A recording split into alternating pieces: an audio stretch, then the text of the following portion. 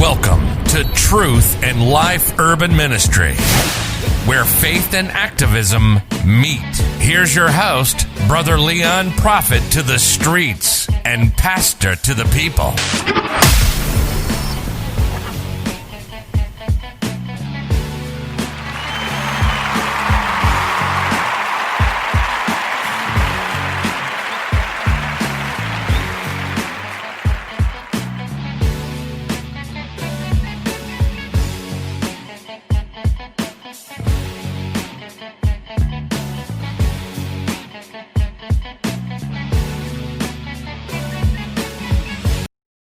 What's going on, good people? This is your boy, Brother Leon, pastor to the people and prophet to these streets. I'm going to tell you right now, man, my heart is heavy, and I just want to apologize for the late Bible study.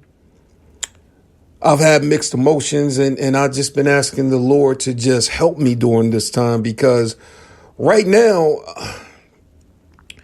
you have to ask yourself, do the lives of black women even matter right now? Because I feel as though that it was just a slap in the face with that Breonna Taylor verdict. And then you listen to, Daniel Cameron's speech. And then the crazy part that they feel as though that they're not going to have a homicide charge because the investigation deemed that it wasn't that. They're going to give you wanton endangerment. But when you listen to the 911 call, it's totally different. And then the crazy part that gets me is that you have ministers that say that you shouldn't be emotional. And then you have ministers that say, this what happens when you in that type of life. But at the end of the day, who deserves to be killed in their own home? Seriously. And so I'm just asking God to really help me right now. Because my question is, why is it that we're always told don't be emotional? And the crazy part about it is that the people that I feel as though should show some emotion, they ain't saying jack. Or they just numb. Or they just, it is what it is. Just like that Bruce Hornsby song. That's just the way it is. Some things never change. But I'm here to tell you that this day is going to change. Because I'm here to tell you as a prophet of the Lord that we as a people have to rise up and take down that idol and that shield of qualified immunity. Because here's the thing about qualified immunity. As long as you have it in place, government agents, they can do to you whatever they want, even though you may say, hey, that's a violation of civil rights. They're going to basically stall you to death to make sure that, hey, it's not a violation of civil rights. We were in our rights because da-da-da-da-da-da-da-da. And then the crazy part about it is that the people that kill you do their own investigations. They police themselves. So how do you think that's going to go? Seriously, that is why we need to take down that beast of qualified immunity. Because the one thing about it is that not only does it shield, but it insulates, and it gives rogue police the excuse that I can do whatever I want and not even face charges. I can kill a person and not even face charges. And the slap in the face was that civil that civil award of $12 million. You award a wrongful death civil suit of $12 million for breaking into the wrong home, looking for a girlfriend's ex-boyfriend. $12 million for a black life. But when you look at the case of Muhammad Noor and Justine Damon, her family was awarded $20 million. And it was a police officer of color. And the FOP didn't stand by him. The lawyers handed him up. They did a smear campaign when it came against him. But when it came to this white woman, it wasn't the case. So I'm here to declare to you this day that we have to take down the beast of qualified immunity, because what is happening right now, you're seeing Jezebel's justice. That's what you're seeing. You are seeing Jezebel's justice in the midst of all of this. And you may ask me, well, Brother Leon, what do you mean by Jezebel's justice? Jezebel's justice is this: they will take whatever they deem is necessary, do whatever is necessary, and then justify it, and then ask you, okay, you have no right to complain. We were totally in our rights. We were shot upon first, but you broke into somebody's house, the wrong house, looking for a person that didn't even live there. And all you had was, oh, that used to be his ex. That's like Naboth fighting for his vineyard, and he still ended up getting killed anyway because of a lie.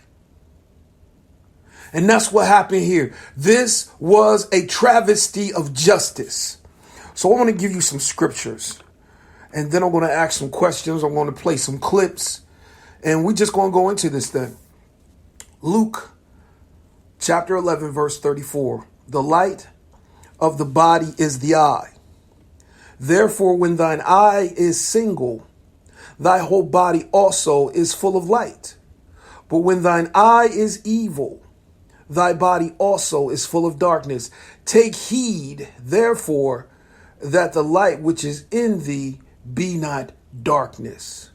Because here's the one thing that I want you guys to understand is this, is that they will always justify, because I'm going to tell you right now that there is a conspiracy from the head all the way to the boots to the ground, the boots on the ground, because these police, they will not prosecute their own, especially if they're white police officers. They will not prosecute their own.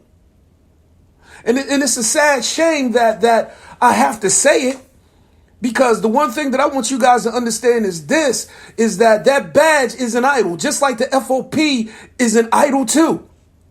It is an idol. It is a religion. And the crazy thing about it is that you got to understand that they will not give you access. And they will take and fight tooth and toenail and try to give you all types of lies just to keep their brothers protected and covered. And the crazy thing about it is that they'll give you every excuse. You ain't a cop. You don't know what it is out here on the street. But my question is this: why is it that we hear the same excuse time after time after time? I was afraid for my life. I was in fear for my life.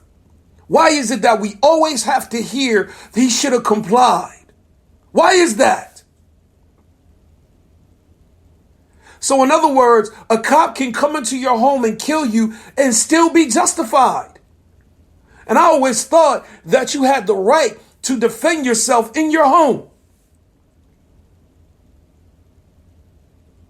You know, and the crazy part about it is that, okay, this was a mess up.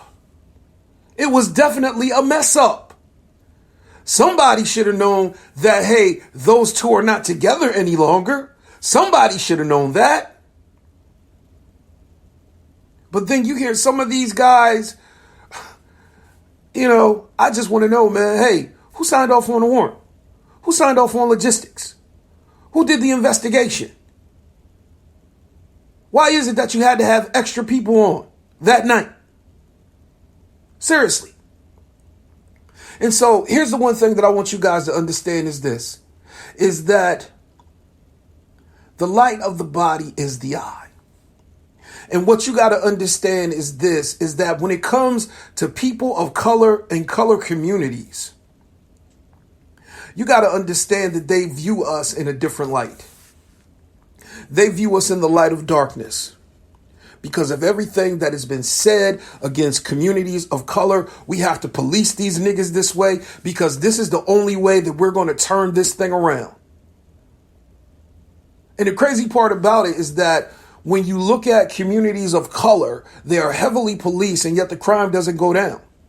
the shootings still occur. And the crazy part about it is that you have to also understand that they send these things into communities to keep the uproar, to keep it going. You know what I mean? You have all types of vacancies in police departments that are $100,000 and up. When you look at the contracts, when you look at the vacancies, and then the crazy part about it is that they want to complain about defunding the police. My question is, why do you need a tank? My question is, why do you need those type of assault rifles? Why is it that you have, $100,000+ position like a captain or admiral or major, however you want to put it, chief of police, supervisors, stuff of that nature? Why is it that those positions are, you fill them every so often, but yet you have money laying around there sitting on those positions? Now, I understand that people retire. I understand that people get promoted. But then in the same token, you still have all of these monies sitting there on positions that are not even filled. And then you have equipment, that you're not going to need, but yet you get mad when they say defund the police. My question is, why is it that you have a $100,000 position that's not even filled, but yet you need body cameras? And the crazy part about it is that there was no body cameras on those officers when Breonna Taylor got killed. So we got to take their word for it. We got to take their word. We got to take so-called witnesses' word. And the crazy part about it is that when you start doing ballistics tests, they can make that say whatever they want to say. They can set up a crime scene however they want to set it up. And that's the God knows truth, because you have no witnesses. The only thing you got is Kenneth Walker. Breonna Taylor's dead. And so, like I read right here, if the light of the body is the eye, therefore thine eye is single. The whole body is full of light.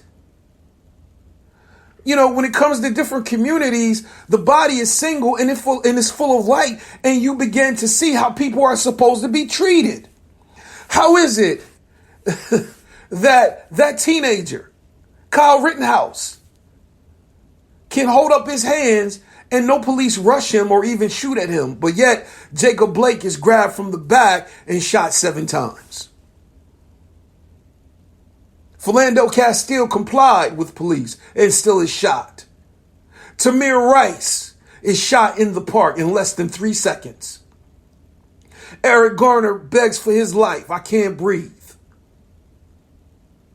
George Floyd, I can't breathe. Ahmaud Arbery, shot point blank range by wannabe cops.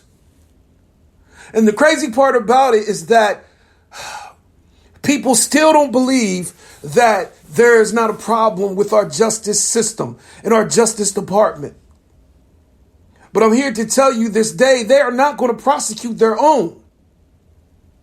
And that's the God knows truth. Because now we see it. How many times, did we have to demand justice for Breonna Taylor? And the crazy part about it is that when I knew that they got that $12 million, all that was is, here, nigga, take this money, shut up. You ain't going to get no justice. Take this. I know it's not going to bring back your loved one, but here, live a comfortable life. And what I'm here to tell you this day is that qualified immunity and tax dollars is what got Breonna Taylor killed. Qualified immunity got Eric Garner killed. Qualified immunity got Tamir Rice killed. Qualified immunity works when it needs to work. It always works. But the crazy part about it is that when it came to Muhammad Noor, it didn't work for him. He still ended up in jail. And qualified immunity took tax dollars and gave $20 million to Justine Damon. So that is why I am telling you right now, the light of the body is the eye. Therefore, when thy eye is single, thy whole body also is full of light. So when you're single unto the fact that you see a community one way and then you see another community another way, you see this one community as light. We got to do what we need to do. Yeah, keep them safe. We'll take them in. How many white shooters have made it to the precinct? And how many black men have died before they made it to the precinct? And I'm here to tell you this day that this is a slap in the face to women and definitely to black women. Because what this says is, sorry, black woman, you're going to have to say her name too, because we don't give a fuck. That's what they saying. Yeah, I said it. That's what they saying. They are telling you we don't care. You're going to be saying Breonna Taylor's name just like Sandra Bland's name. And so you just going to have to get over it because that's just how the system is. But when thine eye is evil, thy body also is full of darkness. The body of this whole police thing, this whole police union, I'm telling you, I'm getting sick and tired of hearing about bad apples. The daggone crop is bad. The whole crop is bad. The whole batch is bad. The seed is bad. And when you got bad seed, you got bad trees. Because I'm here to tell you right now, the quiet cops ain't saying jack. The good cops are not going to say jack because they need and want their money and their career. So they ain't going to say nothing. Because there's a brotherhood, you look the other way. We'll write it up however we need to write it up. But you look the other way, stuff happens. You know how it is out here on these streets. You know how these niggas are. You know you trying to provide for your family. So I'm here to tell you this day, they will have you believe that whole lie of blue lives matter. Blue lives matter. It's a fucking lie. And it's from the devil. Yeah, I said it. Because here it is. If blue lives actually mattered, then the crazy part about it is that you will be able to call your own on the carpet. And you will be you will put justice and freedom before anything. If it really mattered. But the one thing I will say about blue lives is this. It's a career choice. You weren't born with it. You weren't born a cop. You weren't born with blue skin. Breonna Taylor was born black. And the crazy part about it is that when it comes to police and communities of color, there is always a problem. We see that from the 60s. We see that when the police strategically took out the Black Panthers. We see that with MOVE in Philadelphia. And so I'm here to tell you right now that it is definitely a war. Not only is the war spiritual, but the war is natural. The war is one of those type of wars where, white supremacists has infiltrated every part of law. Every part of law. And the crazy thing that I want you guys to understand is this, that racism is a team sport. And it will use black faces with white supremacist souls. It will use religious people to act as the chaplains. Because every team needs a chaplain. Every team needs a person that looks like your opposition, but they're not. Every team needs a spy. And so you have to understand this, is that when you look at the travesty of justice that we just saw, let me go to the next scripture, Luke 11:46. And he said, woe unto you also, ye lawyers, for ye laid men with burdens grievous to be borne, and ye yourselves touch not the burdens with one of your fingers. These lawyers that let these police go will never understand the burden of burying a loved one. These lawyers will never know the burden of unanswered questions. They get to go home at night. They get to arrest another person. And then the crazy part about all of this is that at the end of the day, we as black people know that they're not going to prosecute their own. We've seen it time after time after time after time. They will give you money because of qualified immunity and tax dollars, but they will not prosecute. They will not admit to any type of wrongdoing. They will not even get jail time hardly. They'll get a slap on the wrist. But it just goes to show you that now police can come into your home and kill you and get away with it. And that's the sad part.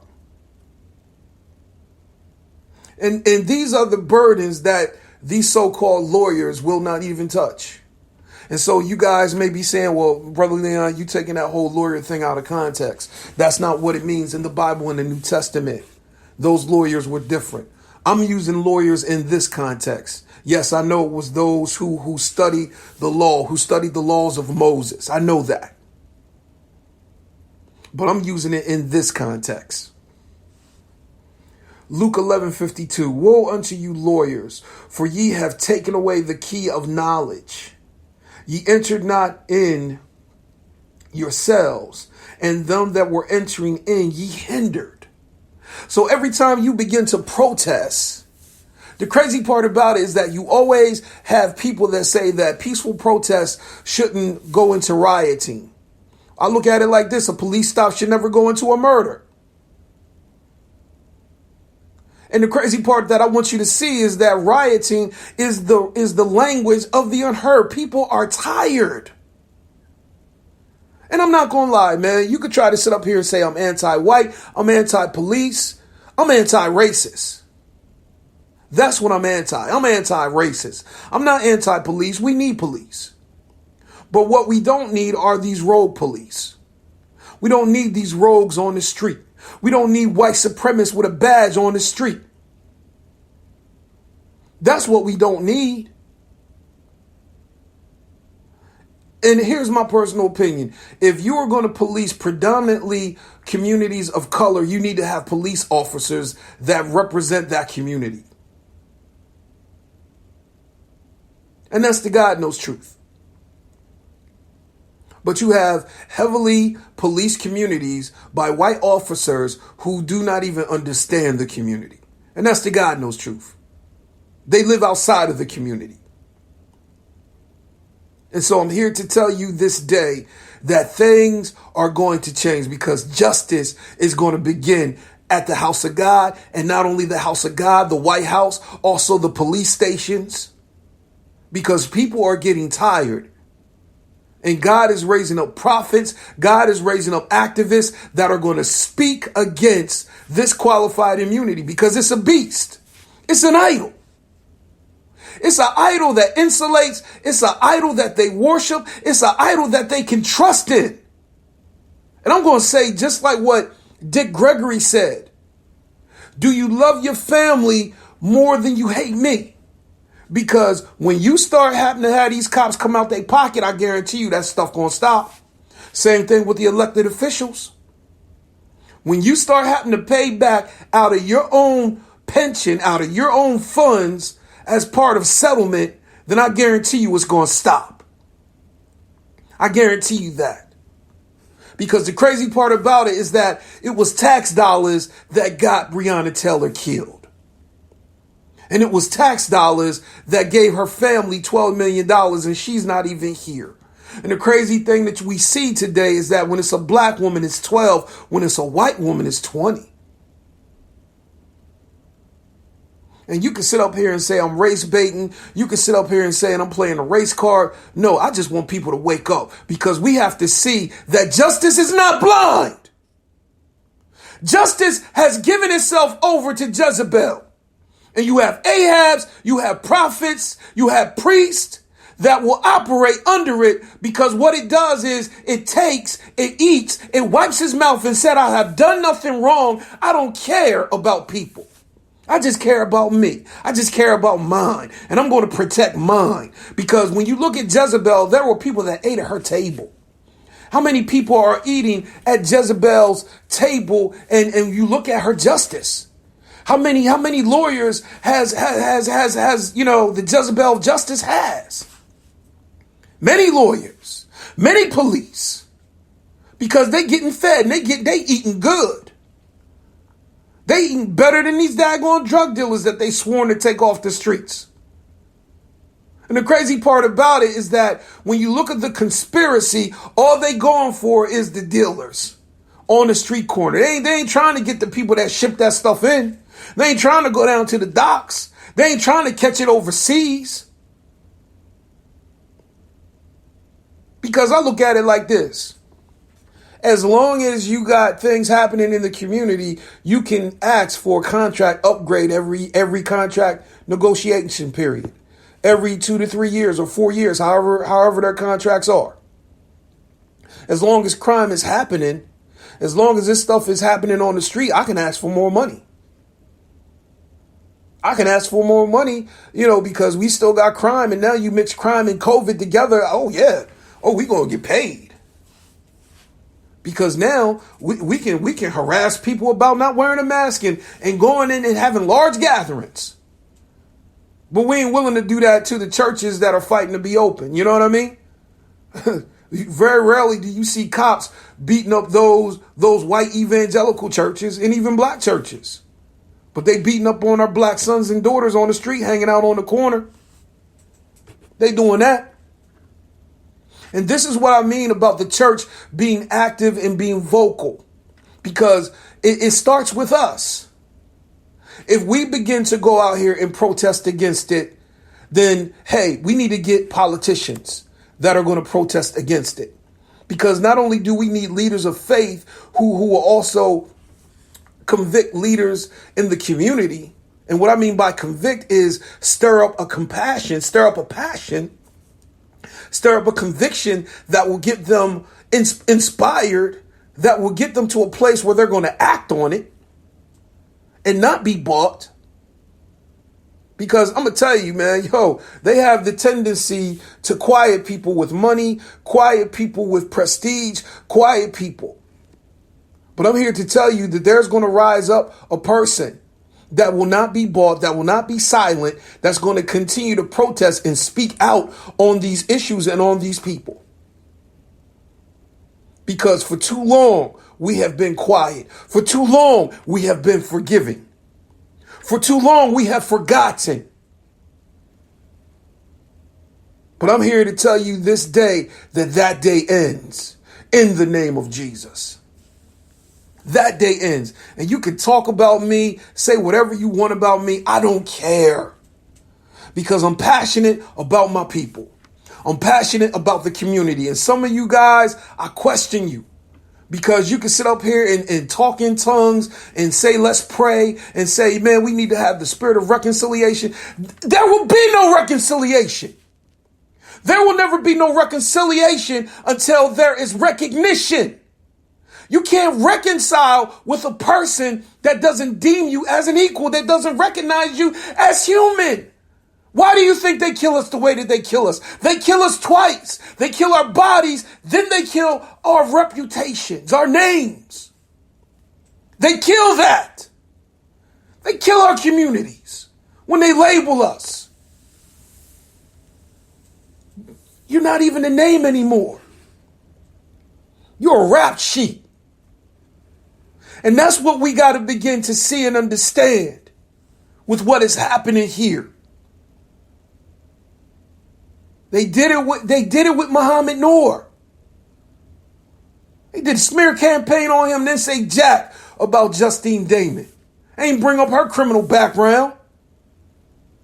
But they brought up the fact that Muhammad Noor, from his culture, he's a Muslim. Maybe that's why he shot her. $20 million they paid her. But then they trying to bring up all types of dirt, before they gave up that $12 million on Breonna Taylor. Trying to get her boyfriend ex-boyfriend to say something. And then they have the nerve to even arrest her current boyfriend for shooting at the police that he didn't know was police. He's thinking the house is getting broken into. Legally, he can carry a firearm legally. Legal gun carrier, legal gun owner. Where's the NRA? Yeah, they silent on that one. Real silent. But I'm here to tell you this day that things have got to change. Because what you're seeing right now, man, you are seeing Jezebel's justice. And that spirit that takes, that spirit that will tell you that no matter what, you're not going to get justice or fairness. Because when you look at the story of Jezebel and Ahab, you saw what they did to Naboth. They killed him and took his vineyard. Well, nothing nobody could say because he was the king. She was the queen. And the prophets ate at her table. There rose up one prophet who not only slew her prophets, but also spoke about her end and also spoke about her husband's end. And this is what I mean, that we have to pull down Jezebel's justice. We have to pull down that spirit that is in the justice system that will not recognize people of color. Because how many times do we have to say it? How many times do we have to demand it? Really, in all honesty, how many times do we have to demand for justice? But the crazy thing about it is that if Breonna Taylor was white and her name was Brittany Taylor, oh, it'd be outrage. And if all those cops were black, I guarantee you it'd be a homicide conviction, a murder conviction. Guaranteed. And the FOP will wash their hands of those cops right there. And that in itself, the FOP, I'm going to tell you, that is an idol. That is a God that needs to come down as well. Because the one thing about it is that it doesn't give a heck about the people in the community. It doesn't. Woe unto you, lawyers, for ye have taken away the key of knowledge. Ye entered not in yourselves, and them that were entering in ye hindered. What is the key of knowledge? The key of knowledge is knowing how the laws work. And then the crazy thing about it is that these police officers, they get mad when you know what your rights are.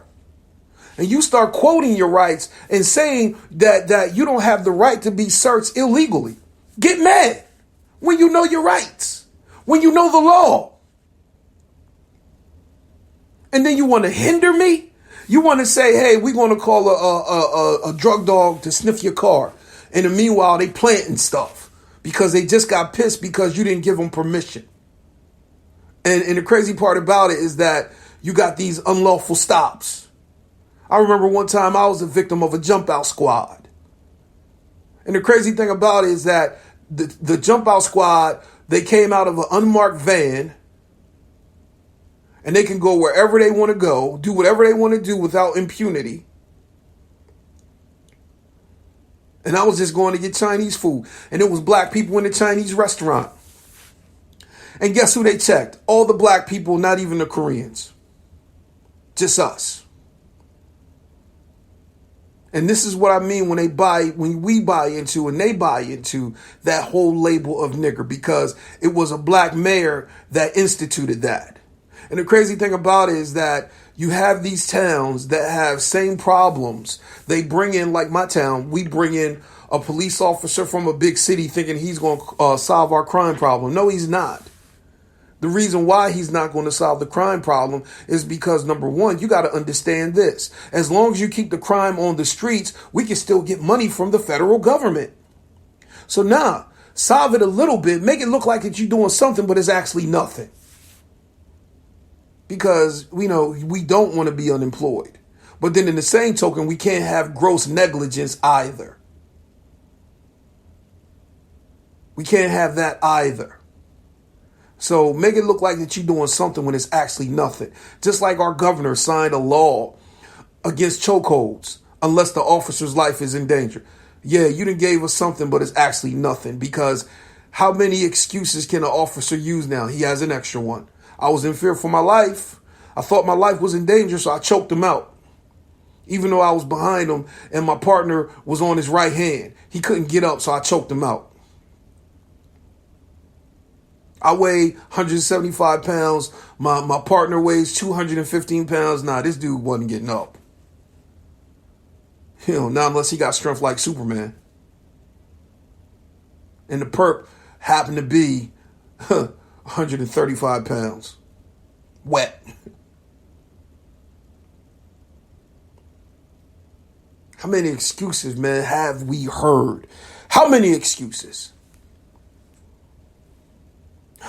Let me go over here. I'm going to pull up what I'm getting ready to read.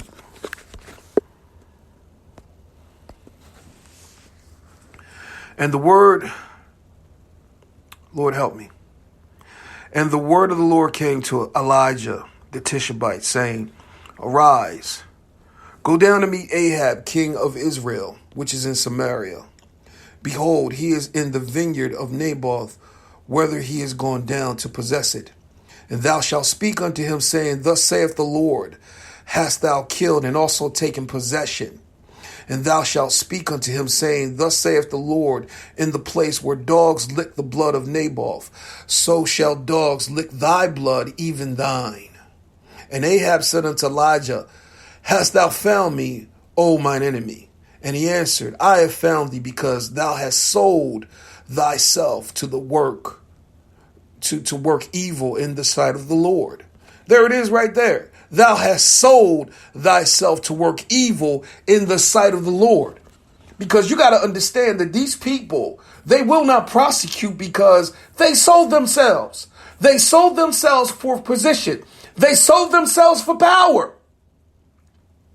They looking at the big picture. Okay, yeah, I'm attorney general. I want to run for senator. I want to be governor. I want to see how far I can take it. If I give them this, they're going to owe me. They're going to say I'm a team player. How many times have people sold us out? How many times have we, ignorantly voted for black people who have white supremacist souls? And the crazy part about it is that you hear the language.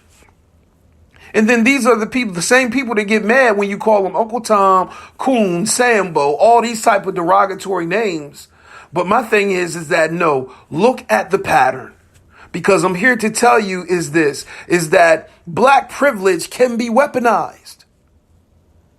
You're privileged to be educated. You're privileged to be articulate. You're privileged to be in the system that you could potentially change and empower people to not be eaten up by the justice system. But yet, you protect the people that kill us. And instead of empowering the community, you damn the community. And you protect white privilege and white supremacy all at the same time while insulating yourself. Because privilege is supposed to be a power that you use to get your people above the scratch line. That is the purpose of black privilege. That is the purpose of Hispanic privilege. That is even the purpose of white privilege. But the crazy part about it is that we've learned how to weaponize our privileges. And not only to use them as a weapon, but also use them to insulate systems of white supremacy. Because I'm going to tell you, man, white supremacy and racism will always be a team sport, and it will take whoever it wills. It's just like Uncle Sam. I want you. It's just like, it will quote scriptures to you. Whosoever will, let him come. And they will pretty much tell you that you're fighting on the side of right. But the cost is looking the other way. Let me go back. I have found thee because thou hast sold thyself to work evil in the sight of the Lord. Behold, I will bring evil upon thee, and I will take away thy posterity, and will cut off from Ahab him that pisseth against the wall, and him that is shut up and left in Israel. And I will make thine house like the house of Jeroboam, son of Nebat, like the house of Baasha, the son of Ajah, for the provocation wherewith thou hast provoked me to anger and made Israel to sin. Because here's the one thing that you got to understand. That when you start selling out, you're going to cause other people to sin because they know that this is what you're turning a blind eye to. If you could turn a blind eye to me, I could turn a blind eye to a whole lot of stuff. And then you have other people that are turning blind eyes. And then the crazy part about it is that if justice does not prevail, if justice does not come for the people, then I'm going to tell you, people are going to get mad and start to rise up. And then the next thing you know, because there's been a lack of justice, lawlessness will begin to prevail. Because I'm going to tell you, people are going to get tired. People are going to get tired. And the crazy thing about it is that when vengeance begins to visit certain people, certain places, certain systems, how you going to stop it? Because you could have stopped it by doing that which is right, but you chose not to. And the crazy thing about all of this is that people have the attitude, hey, long as I can't see it from my house. But I'm here to tell you right now is that, yeah, you need to put these fires out because it will reach your house. And they can sit up here and say black on black crime all day long. But I am here to tell you this. Crime is about proximity, and black on black crime, those black men that commit crime always end up getting apprehended by justice. But my question is, what happens when it's the police? They're never apprehended by justice unless they black. Because we saw what happened with Christopher Dorner when he tried to testify. He got fired. He tried to get his job back using every chain of command available, every, avenue available in still laws. And he was like, you know what? Fuck it. I know how I'm going to be heard. And nobody mentions him. And I kind of understand why some of these good cops are being silent, because they don't want to be the next Christopher Dorner. I get that. But my question is, somewhere along the line, I know you're supposed to uphold justice. But let me ask you this. Are you not supposed to uphold life? When you can sit back and see somebody put a knee on the neck and you not say nothing, you not do nothing, you not say, yo, man, come on. Chill, we got him. And you just keeping people back with a camera while you letting your partner kill somebody? And then the crazy part is that it took burning and looting and rioting to get 4 police officers indicted. They hurried up and because I'm going to tell you, nobody likes to lose money. So they will do whatever they have to do just not to lose money. That is what I mean about this qualified immunity. Because I guarantee you, if you take that out of play, you're going to see a turnaround and they're going to implement de-escalation big time. Or they're going to make sure that they got body cameras so they can, here's the proof. Here's the truth. And it won't be turned off. It won't malfunction. It'll be dotting the I's, crossing the T's, dotting the J's. Because my money's at stake. My family's on the line. And everything has to be justified. Let's go back.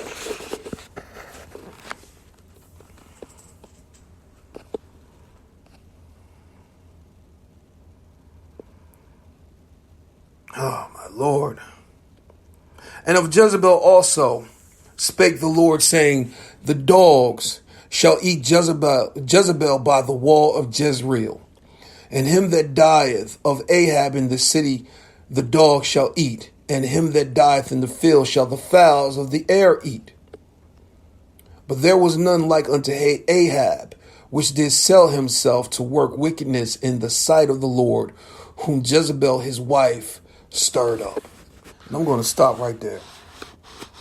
Because the one thing that you got to understand is this, is that there are those who have sold themselves into this whole political structure to get up the chain, to get up in a place where they can control things.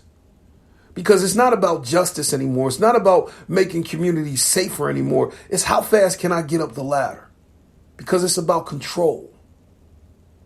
Seriously, I've never seen so many judges put in place, but not near one of those judges are a person of color. And the crazy part about it is that he threw you a bone. Our president threw you a bone of getting getting prisoners of color out of jail, getting people out of jail. And then we have, pastors saying he the most pro-black president ever. But the crazy part about it is that what is being put on the bench? What is being put on the bench? We ain't being put on the bench. That's the God knows truth. And the only time this president really wants to be bothered with you is when he needs you. Because now he's courting Puerto Rico when he was throwing rolls of paper towels at them, talking about they need to shut the hell up when they was asking for help with that storm. So now all of a sudden now you want us? Now all of a sudden now you need black votes? Now all of a sudden now you need the Hispanic vote?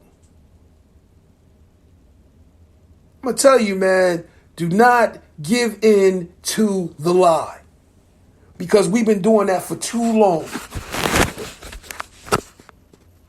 We've been doing that too daggone long. Giving into the lies. Giving into the lie about how we supposed to be policed. Giving into the lies of the new term for war on black people is war on crime, war on drugs. Black Lives Matter is now the new N-word. Is now Black Lives Matter is now the new, that's the new N-word. Democrats the new N-word. Protester is the new N-word. And it's crazy because these labels are inaccurate when you look at the patterns of history. Who's been killing us? Who's been shooting up schools? Who's been shooting up churches? And then the crazy part about it is that, they're only going to show on TV, black rioters, black looters. But then you see on YouTube and on social media, white people breaking up stuff. Seriously. But yet, everybody wants to stay silent. We want to save the black soul, but don't want to protect the black body.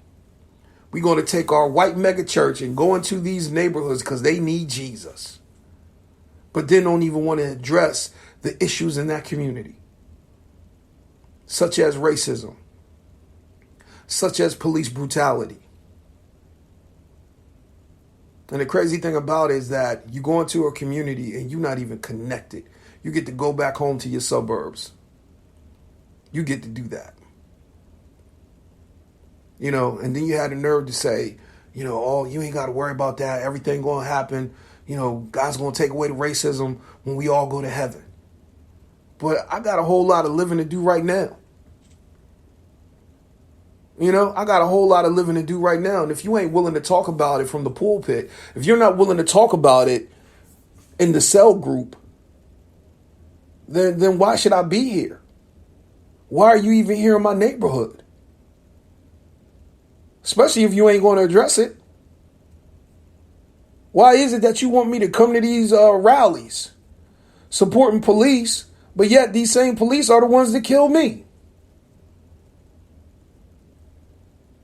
And you have to say that we need to get on the side of right? What about the side of community? What about the side of my life mattering? What about that? So I'm telling you right now, man, something got to give. I want to leave you with this. I want to leave you with Daniel Cameron. Because the one thing that I want you guys to understand is this, is that everybody that has black skin is not for black people. And that's the God knows truth. Because the one thing that I see right now is that you are committed to protecting these police officers. And the crazy thing about all of this is that I get the fact that you're trying to seek justice. But at the end of the day, this was a miscarriage of justice. Miscarriage of justice. Speak in general terms about our independent investigation and findings. As the prosecutor, I am prohibited by the Kentucky Rules of Professional Conduct from making public comments that could in any way prejudice this case as it moves forward. Each state has different rules about what prosecutors can and cannot say. The Kentucky rules are clear that I'm prohibited from making comments that could sway public opinion or heighten public condemnation of those involved in the case. These are crucial rules to ensure due process under the Constitution. When prosecutors prematurely release information about the case to the public, it can risk justice by poisoning the jury pool, violating the accused's rights to a fair trial, and even jeopardizing the final verdict. The success of our legal system is predicated on the principle that the accused is innocent until proven guilty. Despite passions, opinions, and desire for every detail to be known, the rule of law must apply. Justice must be done. In the early morning hours of March 13th, officers from LMPD executed a search warrant at 3003 Springfield Drive, apartment 4. This was Miss Breonna Taylor's residence. The officers were advised by superiors to knock and announce their presence in serving this specific search warrant. The scope of our investigation did not include the obtainment of that warrant by LMPD's Criminal Interdiction Division. Federal law enforcement partners are conducting that investigation. Sergeant Mattingly and Detectives Cosgrove and Hankinson had no known involvement in the preceding investigation or obtainment of the search warrant. They were called into duty as extra personnel to effectuate the service of the search warrant. They only had information conveyed to them during their prior briefing. Evidence shows that officers both knocked and announced their presence at the apartment. The officers' statements about their announcement are corroborated by an independent witness who was near in a proximity to apartment 4. In other words, the warrant was not served as a no-knock warrant. When officers were unable to get anyone to answer or open the door to apartment 4, the decision was made to breach the door. After breaching the door, Sergeant Mattingly was the first and only officer to enter the residence. Sergeant Mattingly identified 2 individuals standing beside one another at the end of the hall, a male and a female. In his statement, he says that the male was holding a gun, arms extended in a shooting stance. Sergeant Mattingly saw the man's gun fire, heard a boom, and immediately knew he was shot as a result of feeling heat in his upper thigh. Kenneth Walker fired the shot that hit Sergeant Mattingly, and there is no evidence to support that Sergeant Mattingly was hit by friendly fire from other officers. Mr. Walker admitted that he fired one shot and was the first to shoot. In addition to all the testimony, the ballistics report shows that the round that struck Sergeant Mattingly was fired from a 9mm handgun. The LMPD officers fired 40 caliber handguns. Sergeant Mattingly returned fire down the hallway. Mattingly fired 6 shots. Almost simultaneously, Detective Cosgrove, also in the doorway, shot 16 times. This all took place in a matter of seconds. In total, 6 bullets struck Ms. Taylor. Medical evidence obtained by our team indicates that only 1 shot was fatal. Further medical evidence shows that Ms. Taylor would have died from the fatal shot within a few seconds to 2 minutes after being struck. Detective Hankinson fired his weapon 10 times, including from an outside sliding glass door and through a bedroom window. Some bullets traveled through apartment 4 and into apartment 3 before some exited that apartment. At the time, 3 residents of apartment 3 were at home, including a male, a pregnant female, and a child. There is no conclusive evidence that any bullets fired from Detective Hankinson's weapon struck Ms. Taylor. The KSP ballistics analysis did not identify which of the 3 officers fired the fatal shot. After receiving that information, I asked the FBI crime lab to conduct its own analysis to see if they reached the same results. The FBI ballistics analysis concluded the fatal shot was fired by Detective Cosgrove. Our office looked at both reports to determine if there were major differences in the procedures used by each lab that would have led the FBI to identify who fired the fatal shot. Both law enforcement agencies use similar equipment and analysis, and each lab is highly respected for their work. There was nothing our investigators could point to, nor anything provided by the respective agencies that directly explains why one lab made the call while another did not. I think it is worth repeating again that our investigation found that Mattingly and Cosgrove were justified in their use of force after having been fired upon by Kenneth Walker. Secondary to this justification, the KSP and FBI ballistics analysis reached different conclusions, creating a reasonable doubt in the evidence about who fired the fatal shot. I certainly understand the public's desire for answers, and many have questioned the length of the investigation. Simply put, we had to try every means necessary to determine who fired the fatal shot before the investigation could be completed. With a thorough and complete knowledge of all evidence collected in this case, lawyers with our Office of Special Prosecutions presented the findings of our independent investigation before a grand jury comprised of Jefferson County residents beginning on Monday and concluding today. In Fletcher v. Graham, the Kentucky Supreme Court said that the grand jury has competing but balanced functions.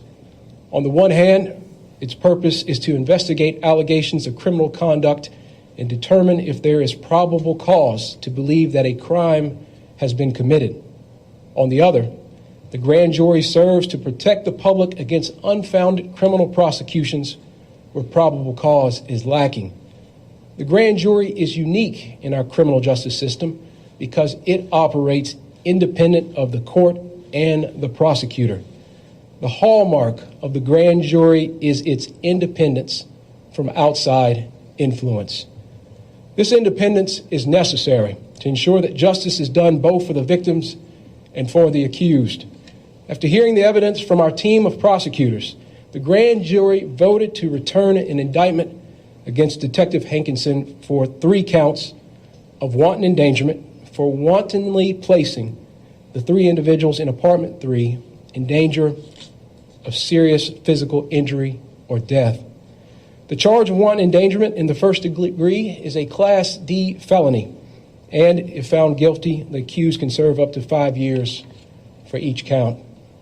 Kentucky law states that a person is guilty of wanton endangerment in the first degree when, under circumstances manifesting extreme indifference to the value of human life, he wantonly engages in conduct which creates a substantial danger of death or serious physical injury to another person. My office is prepared to prove these charges at trial. However, it's important to note that he is presumed innocent until proven guilty. During the last 6 months, we've all heard mention of possible charges that could be brought in this case.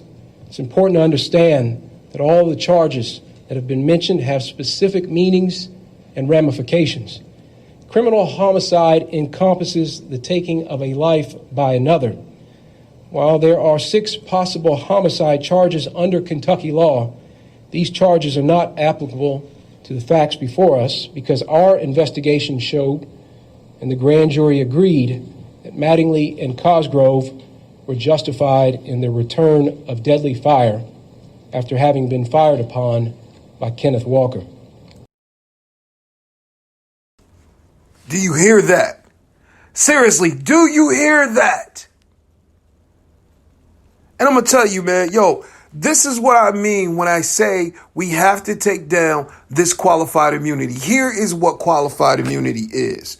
because I got to thinking, man, I've been saying this and I haven't even given you a definition. But here is the definition of qualified immunity.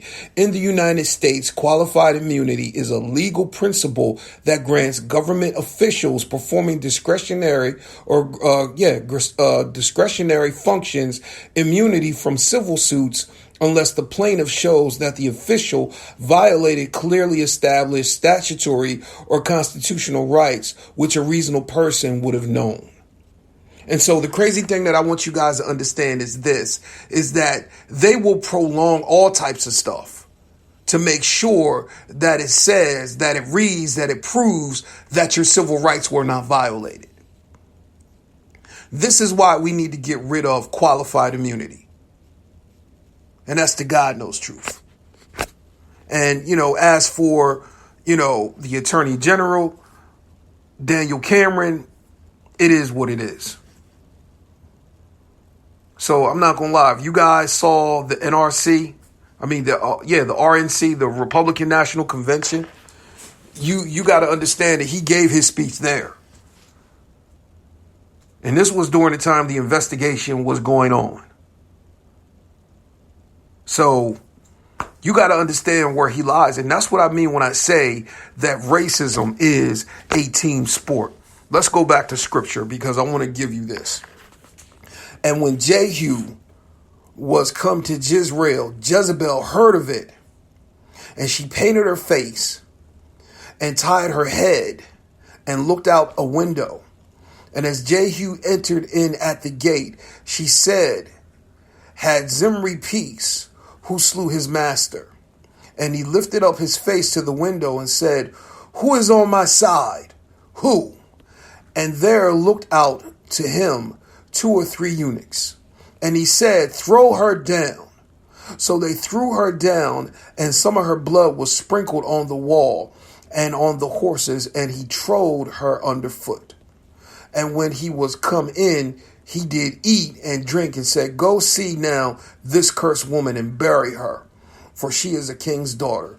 And they went to bury her, but they found no more of her than the skull and her feet and the palms of her hands. Wherefore they came again and told him, and he said, this is the word of the Lord, which he spake by his servant Elijah the Tishbite, saying, in the portion of Jezreel shall dogs eat the flesh of Jezebel. You got to understand that God is getting ready to raise up a Jehu nation. That God is getting ready to raise up a Jehu generation and a nation that's going to take down this Jezebelic system that perverts justice. That's why I call this Jezebel's justice. Because we need a Jehu that is not going to be bought. We need a Jehu that is not going to be compromised, because they will give you whatever, suits your fancy. If it's flesh, they'll give you flesh. Doesn't care what kind of flesh it is. They'll give it to you, whether it's a secretary, whether it's, prostitutes, whether it's vacation. If you greed, they'll give you money. They'll give you materiality. But when you are the type of person that cannot be bought, you are a threat and you will be labeled a terrorist. And they don't want to deal with you. Why you think Black Lives Matter is now being labeled and called a terrorist group? But my question is, who are the domestic terrorists on American soil? Is it Black Lives Matter? Are they going into churches and shooting up? Are they going into schools and shooting up? Are they going to protest and shooting? No, they're not. But they're getting blamed for it. And people know that in these times that it is very marketable. Black Lives Matter is marketable. Racism is marketable. Everybody's making money in these times. Coronavirus is very marketable. Everybody's making money.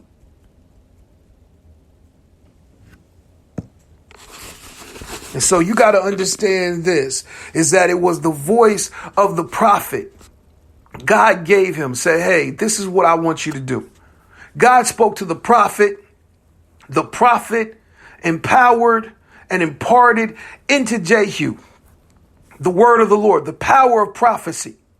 that you are going to be instrument in taking down the system which has oppressed people. And that is what is getting ready to rise up right now. The spirit of Jehu is going to be on the activists. It's going to be on the people that will not sell out, that cannot be bought.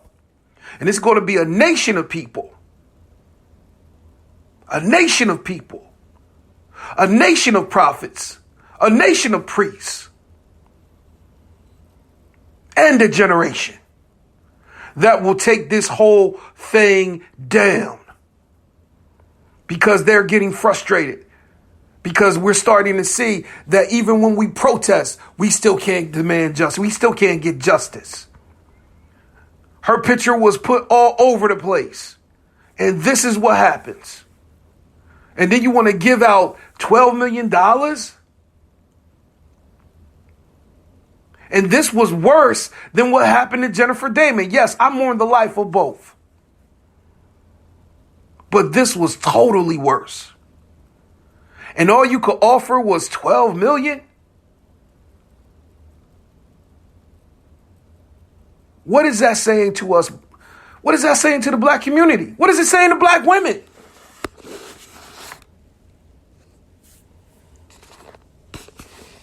What is it saying? Because what I'm hearing right now is that your life does not matter. Your life does not matter. That's what it's saying.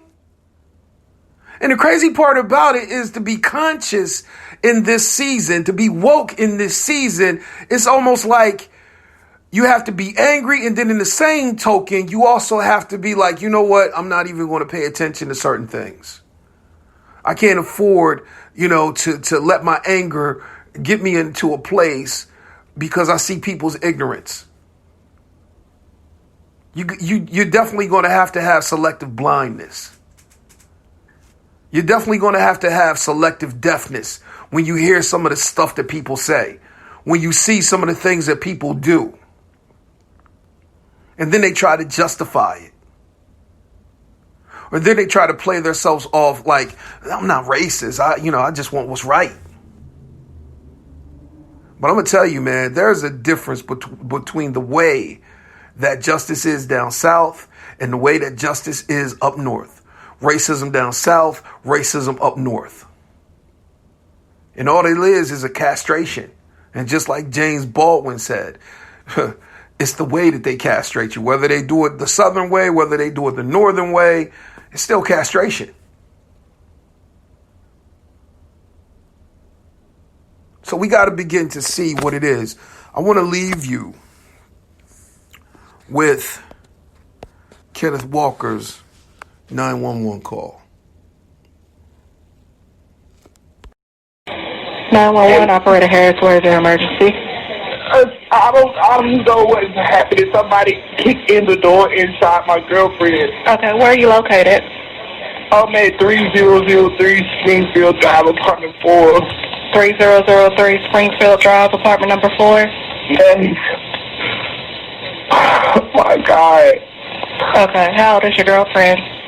She's 26. Breathe. Oh my You said 26, God. where was she shot at? I don't know. She's on the grill right now. I don't know. Okay. Mama. You said she's 26, is she alert and able to talk to you? No, she's not. Breathe. God. Okay, and you said you're in apartment number 4? Help! Oh my God! Yes, help! What's your name, sir? Oh, my name is Kenneth Walker. You said Kenneth? Help! And you said she's 26? Yes. Okay, you said 3003 Springfield Drive, apartment number 4? Yes. Okay.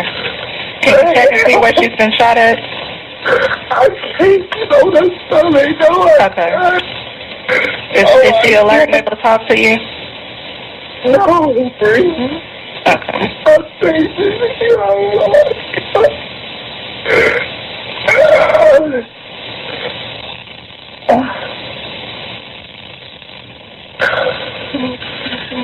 Oh my God.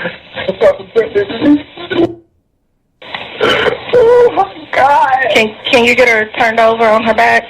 Let's get a second and see where she shot at. Oh my God! I gotta go, Mama. Okay. I gotta tell you back. Kenneth, can you hear me?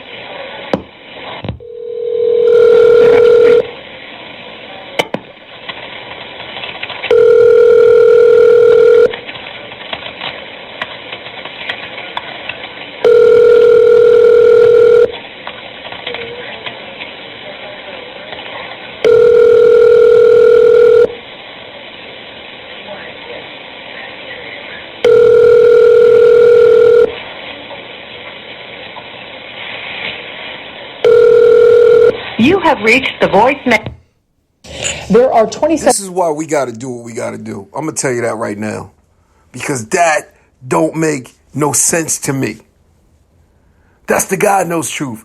That does not make sense to me.